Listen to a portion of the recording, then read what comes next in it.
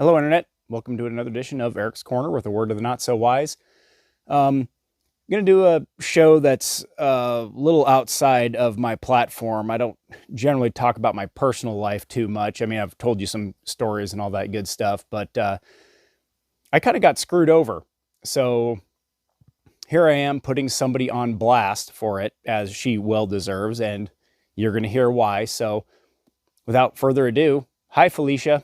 Welcome to the show. So going back to 2000 and I want to say it was 2016, a friend of mine at the time called me, said, "Hey, trying to buy a house. I need a co-signer, don't have the credit, so on and so forth. Divorce, all that good stuff. That happens. Okay, cool."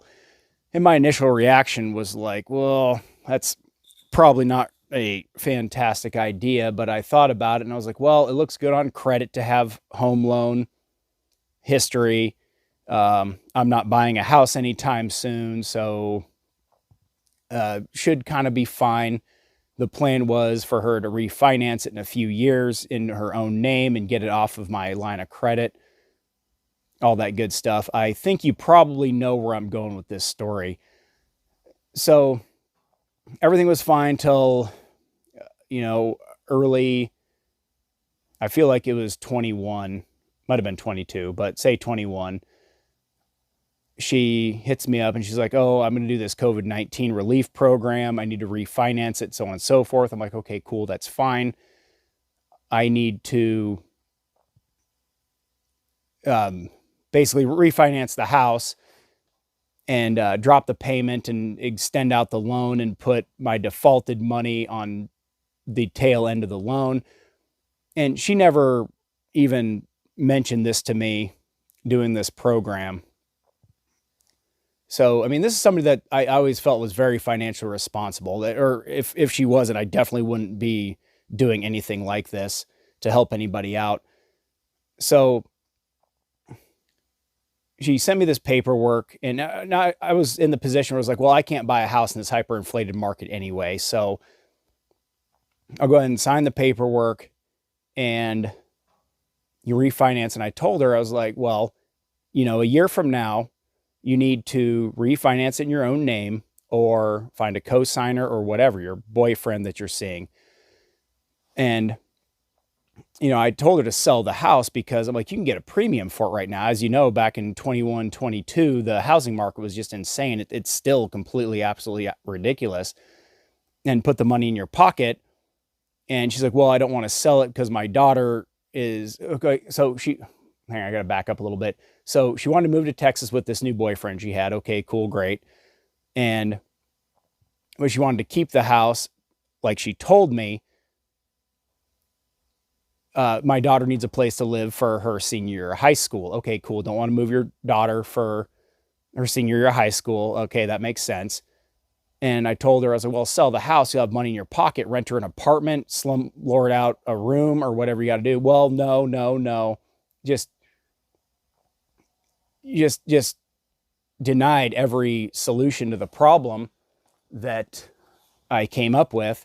And I think you know where this is going also. And I was like, well, does she want to keep the house for an ace in the hole in case moving in with her boyfriend down in Texas? This is down in Grand Junction, Colorado, where the house is. She wanted it as an ace in the hole in case things don't work out. She has a place to move back to. And of course, when I went down there for my buddy's wedding, I went and saw her and hung out a little bit. And again, this is when we were still friends. And she's like, well, and then she explained this to me. I was like, well, don't tell me some bullshit story like my daughter needs a place to live when I just tell me that. That shit's absolutely freaking obnoxious. So 2023 rolls around and the agreement was, well, I'll sign this paperwork, but you're going to sell the house when your daughter graduates or refinance it in somebody else's name, whatever you got to do. And signing this paperwork was physically painful. I had tennis elbow in my arm real bad. So writing was really painful. So I signed these, 40 signatures or whatever. And there were 4 that needed to be notarized. And the bank said well, you guys aren't signing the same paperwork, so you need to one line her name off the signatures that are next to each other. Don't white it out, one line it, which I did. Went and got it notarized. Okay, cool. Sent the paperwork in, and they were like, well, you weren't supposed to one line it. Okay, fine. So they sent the paperwork back, had to redo it. Filled out the paperwork. There were literally 40-ish signatures. I mean, it was a stack of paper. And so I signed and dated all the ones that didn't need to be notarized, went to the notary a couple days later, signed and dated them all on a different day, sent them in. They said, well, your dates don't match. They don't need to match. I even talked to the notary. He's like, no, the dates only need to match when I had them notarized. All the other dates didn't match. Oh, well, they could have all been different dates. It wouldn't matter. So I said, okay, I'm going to do this one more time. After that, then, tough shit on your refi deal. Sent them back, did them again, sent them in, and, well, they lost them. And then all of a sudden they found them. So I don't think it was profitable for the bank to do this program or whatever. So that was, again, I want to say 22. I said, hey, I'll sign this paperwork, but you're going to sell the house when your daughter graduates high school. It's going on the market, refinance it in somebody else's name. I don't give a shit. Get it out of my life. So her kid graduates high school and she's dragging her feet about it. And a house came on the market, 5-bedroom, had in almost the optimum place, 5 acres, had a 40 by 60 shop, a 30 by 40 shop ish. That was more like a pole barn for like parking campers and shit in. And then it had like a 30 by 40 like Quonset hut thing, the thing that the roof comes kind of off the ground. That could have been Olivia's photography studio. I could have worked in these other shops. I mean, I could fit 6 dump trucks in this other shop. So Olivia worked her ass off all summer while I was out fishing, trying to get us into this house. And we could have bypassed my cosign. So my credit was I had no buying power. I had good credit, but no buying power. So my credit score was down, which makes no sense. And it took like 2 years to get it up. And then in the middle of this process, she missed a payment. Again, did not tell me, hey, something came up, which she said that her late ex-husband, who was my friend, my first driller, which is how I know her, his new wife stabbed him and killed him. So all of a sudden she's on the hook for all this tax money, which he was W-4 because he worked in the oil field. So I don't understand why he owed all this tax. So it sounds like complete bullshit to me. So supposedly the IRS came and drained her bank account, which they don't just do that. They will send you lots of letters before all this happens. And supposedly her daughter's bank accounts and anything with her name on it, allegedly, again, didn't tell me, missed a payment, barred me from my VA loan, which is what made it fall through. And again, Olivia worked her ass off on this, sending in paperwork like, hey, somebody else is making this payment. So we're responsible for it, but not. And we could have kind of bypassed it. And they were like, well, send us this paperwork. She sent it. Sent more paperwork and more paperwork. They said, well, send us this. Well, I already sent it again. She had to send these things multiple times. They're just being a complete pain in the ass about it. So I was there for this girl in her time of need when she needed a house for her and her daughters, and put them in a house and screwed me out of putting my family and kids into a house when the good opportunity came up, and it fell through because I was barred from my VA loan for 90 days. So she calls me and tells me, well, everything happens for a reason. It'll work out. I'll hook you up in the back end. She's always telling me, I'll give you some money for doing this. And I hit her up. I was like, well, what do you want to give me? She's like, well, I was thinking 2,000 because, originally, but since it's been such a hassle, I was thinking like 10. And we were thinking she was going to get like 200,000 over what she paid for it. and she wanted to give me 1%. 2,000 be 1%. So even 10 grand is only 5%, which is an absolute bullshit amount. I've talked about stocks and stuff. You got to look at percentages. So I'm applying that same philosophy to this. I'm like, no, I think I want 40% of what you make off of it. And she's like, oh, that, which I didn't really expect that. I expect her to like negotiate and be reasonable, which I am being reasonable. Give me a second. I'll get to that. She's like, well, you didn't put in the sweat hours and work on the house to build it up and make it worth all this money. Well, neither did she. A booming market made it worth all this money. Well, not really, but so I was going to go off the cuff here. I actually did prepare notes to make sure I hit all the points. And she kind of wouldn't really negotiate with me. I'm like, okay, cool, fine. So again, we thought we were gonna get like 200,000 over what she paid for. So she finally puts it up on the market in September, well after her daughter graduated, and put up for $435,000. I'm like, it's not gonna sell for that. You got to drop that to like 350 or 380 or something. Finally, a year later, ish, or well, maybe 9 or 10 months later, dropped it down and sold it for, I think, $345. Still $155,000 over what you paid for it. You paid $190 for it.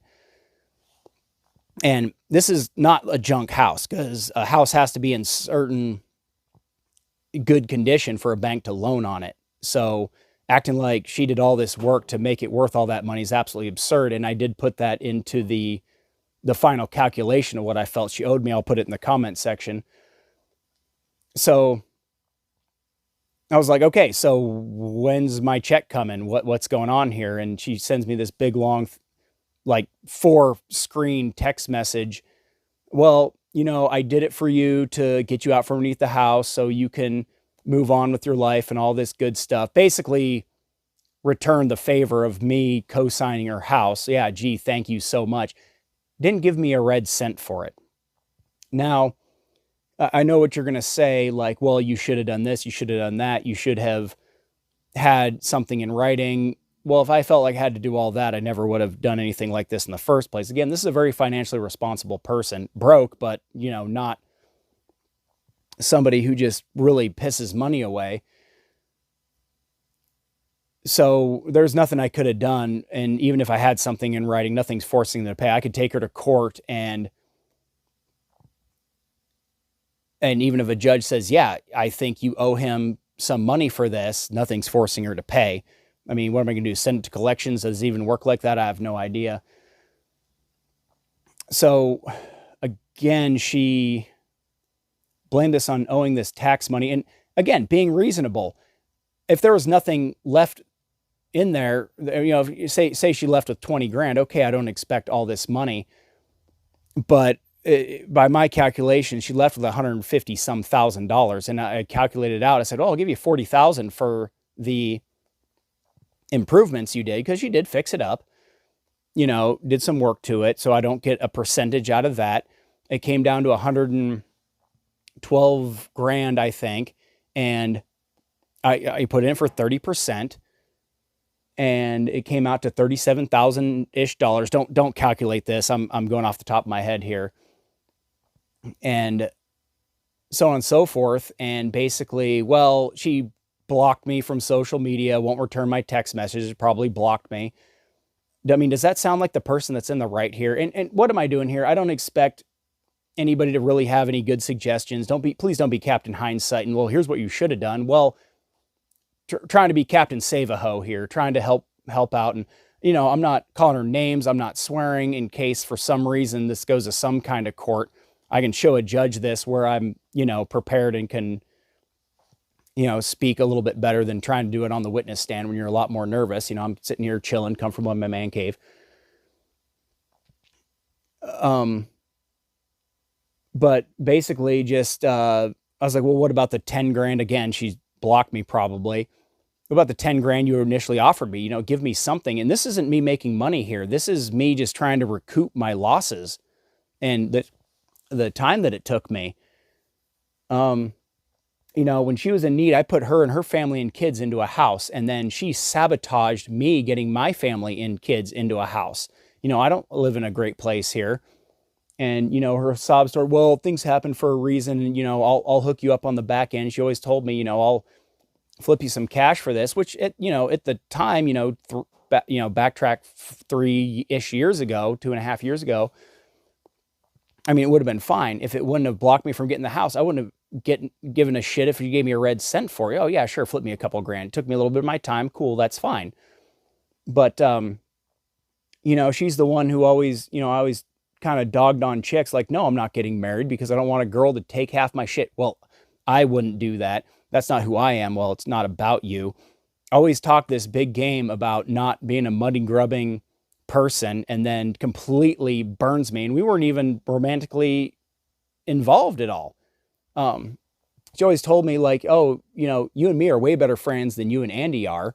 Andy never would have done this. He's rolling over in his grave right now over what she pulled. And, this is my side of the story. She's got her side.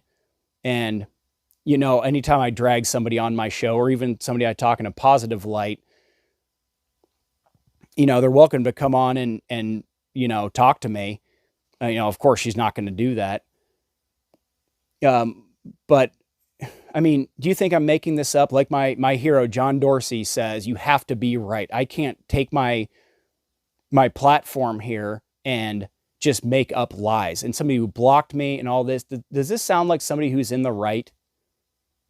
So, I mean, I'm going to send this to her daughter, who I still care very much about her children. They used to put their feet in my back pockets, and I'd walk around the house with them and stuff, and little sweethearts. And when I worked with Andy, I used to always say, this is why we can't have nice things. Anytime we broke something, well, I taught his daughter to say that, and she started saying that to Andy.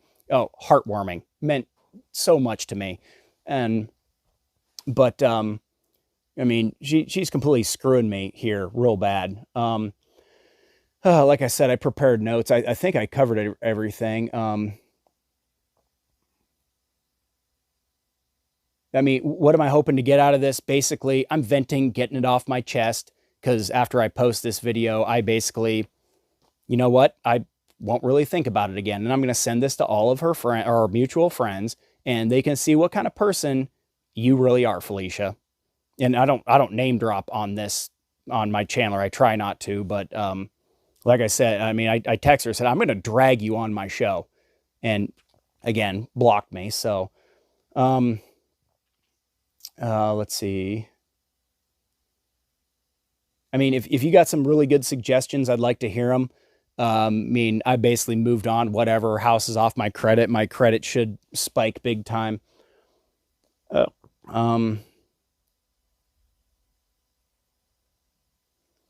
So when we were doing this house deal, I signed what was called a quid claim. And I think some of you know where I'm going with this. Basically took my house off the deed. And again, back then I was like, okay, she runs a hair salon. People like to sue business owners. Yeah, keep me out of it as much as possible. But even if I had that leverage where, no, I'm not selling it until we come up with an agreement, what you're going to give me, wouldn't have forced anything. Just keep the price sky high. Or, okay, cool, we'll sign this paperwork. Well, I'm still not giving you anything. Even if a judge looks at it and says, well, you signed this paperwork. If I took this in front of a judge, he'd probably still say, well, you do owe him some money. What he's asking is reasonable. And again, I'm willing to, compromise, but she won't even talk to me. So whatever.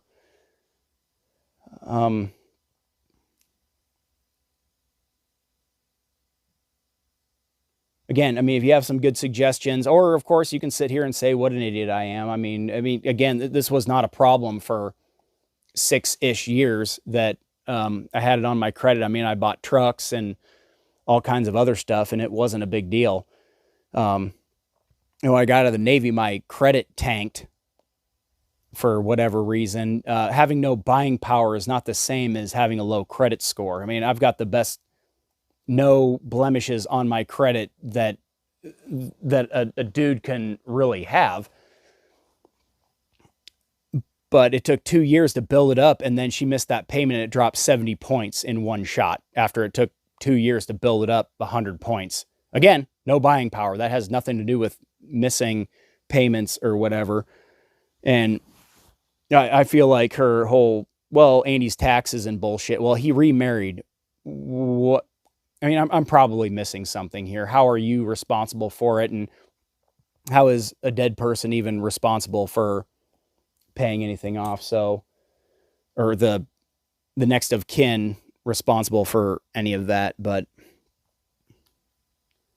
so, yeah, I mean, I guess I covered it.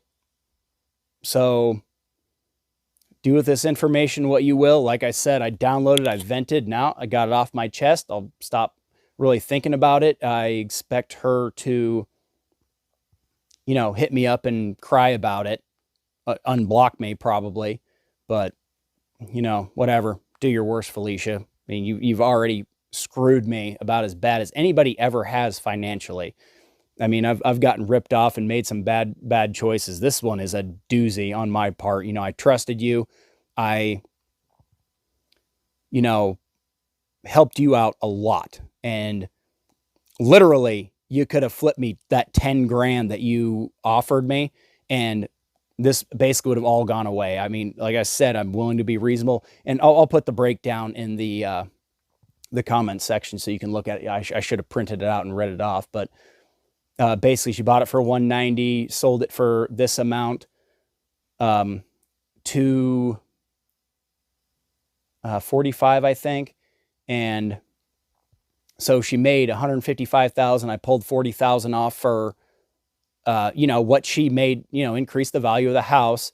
And I said, give me 30%, came out to 27 grand, or I'm sorry, 37 grand. I mean, even if we negotiate, it's okay, well, give me half that. Give me a percentage here, because I talk about flipping vehicles. I'm like, you need to get 25% on your initial investment. And I'm applying that same thing to this, practicing what I preach. I'm not bullshitting here. And I mean, give me some advice, internet. What could she possibly say that would make you think I'm in the wrong here? I mean, she can make up excuses. And again, like I said, I mean, if she only sold the house for, $240 and there's only, 30-ish grand left or whatever, of course I don't expect 30 grand, but, flip me a couple $1,000, at least try to kind of smooth things out, And, this is so harsh, just, ruining friendships over shit like this. But, seeing somebody's true colors, I wish I'd have seen it before. And a buddy of mine who knows her, who never liked her, I told him about it, and he was like, yeah, makes sense. That seems like the type of person she is. I was like, whoa, what the shit, dude?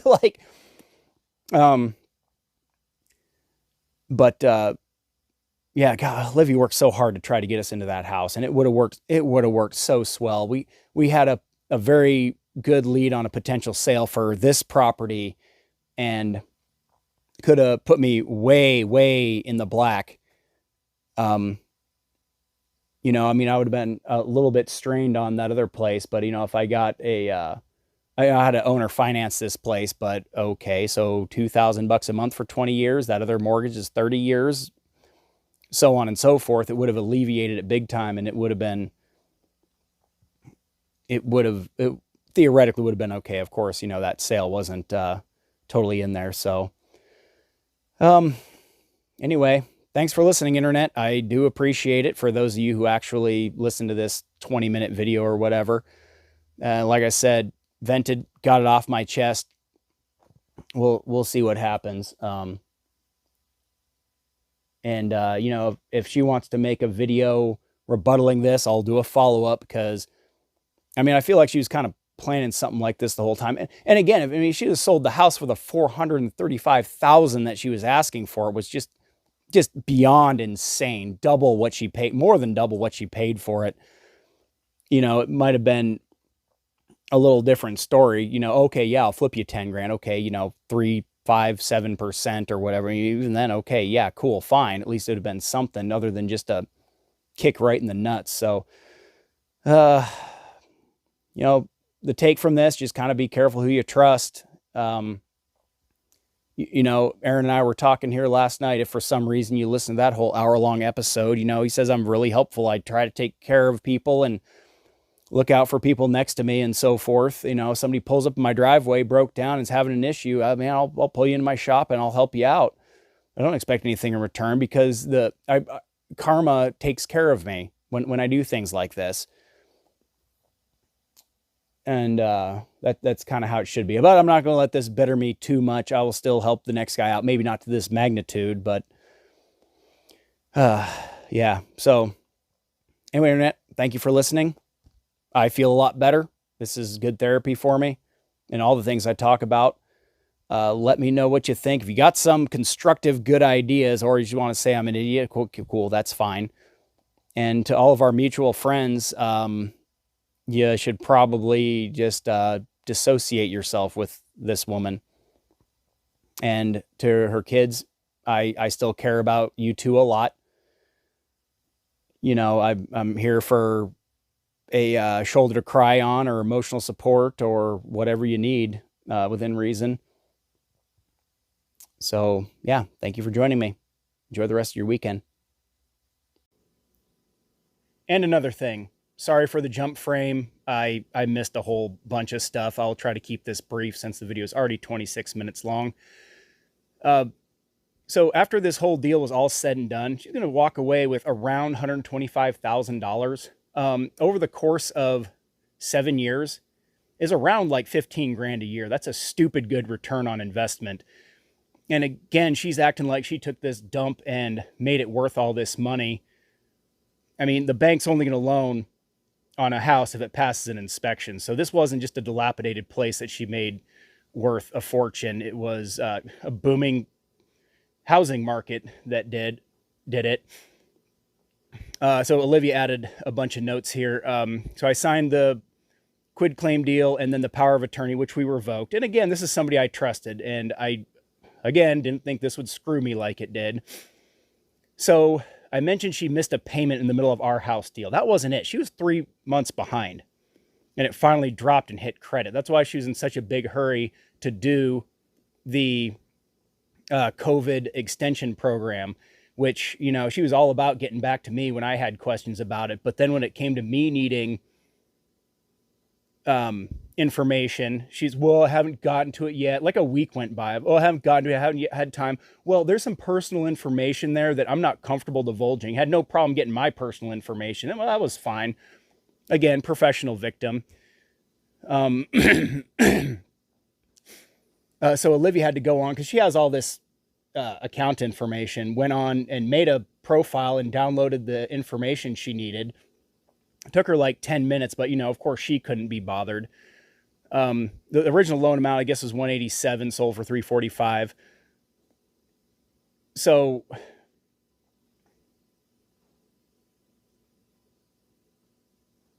and it didn't just bar me from my VA loan. It was all federally backed loans. My VA, the FHA, and foam something. I don't know. I can't read Olivia's writing. And something that really got stuck in my craw is she asked me, like, well, why did you try to buy a house with this pending and this other co-sign deal? Wow. Okay, you got me. Yes, never mind. She's completely right here. I mean, she has sold the house when I was leaning on her too. I mean, I wouldn't even give a shit about any of this. And, oh, Eric, you're so stupid. Well, screw me for trying to help out a friend. And ironic, I thought it would help my credit that having this, on my credit, and all it did was kill my buying power. So just a bunch of lies and bullshit. That's why her whole thing with Andy's taxes just does not make any sense. I talked to some mutual friends, and somebody, my buddy's wife, I'm not going to name drop here, but she's like, she looked at my breakdown. She's like, yeah, that sounds good. And she's like, oh, you signed a quit claim deal? Oh, then she doesn't owe you anything. It's like, you just said she did. Maybe not legally obligated to. She mentioned, well, if you were on the deed, the money would have came directly to you. No, she'd have made sure that didn't happen. And, and then, she probably would have been all for, making a deal and negotiating then, which that never would have happened. Another mutual friend we had, she was like, holy smokes, I can't believe she did this. She mentioned to me several times that, oh yeah, I'm definitely going to hook him up with some money if it sells for a good price. And again, I mean, if it didn't sell for jack squat, then I mean, I wouldn't expect anything. But there's no way she ain't got a pocket full of cash right now. And so yeah, I mean, I think that covered it. And just what a just rude thing to say. Why would you try to buy a house? And her whole, well, these things happen for a reason. Okay, a good outcome of this would, if she paid me the money that I think I'm owed, I could build my storage facility right now with cash. That would have been a good outcome, because then I could have invested, and then, you know, hopefully it takes off and does well and all that stuff. But yeah, that covered it. Hope you like my Burt Gummer costume. It's Halloween, and you know, not going to try to put the same clothes on and act like I'm not adding something to the video. So I'll have this up soon. Yeah, have a good holiday weekend. Stay warm. The weather is foul. Please drive carefully. And I mean, for the love of God, if you have something other than you're an idiot, yeah, please let me know. You know, again, if I did something different with paperwork, I mean, there's nothing that would force her to give me any money anyway. And I could take this to a judge, and he'd be like, oh yeah, you definitely owe him some money. And I'm going to look into it and see if she did forge my signature anywhere. And if she did, well, I mean, I doubt, I don't know, as a co-signer what I would need to sign. But anyway, thank you for watching me vent and bitch and piss and moan. And like I said, I feel better. Get it off my chest, throw it out there, post this video. You know, I sent the other one before I pulled it to add this stuff to it to some people, and we'll watch the rest of it and so on and so forth. Have a good weekend.